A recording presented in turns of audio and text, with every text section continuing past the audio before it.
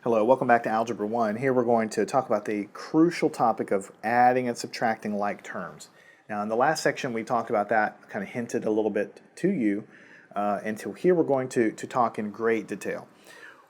First of all, we need to talk about what a term is and what makes them like and unlike. And then so adding and subtracting part's actually pretty easy.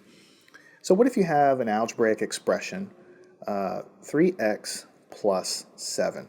So basically, this is the quantity 3 times x plus the number 7.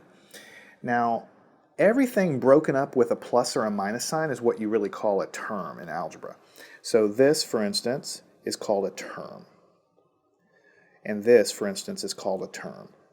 So anything you see connected with a plus or a minus sign, those are just called different terms. Now we have to ask ourselves, are they like or unlike terms? Let me ask you, do they look like terms? Well, I mean, they do have numbers, that's true, but you see this term has an x, and this term has no x, it has no variable at all. So because they don't have the exact same variables there, these are what you call unlike terms. So I'm going to write that down here. These are unlike terms.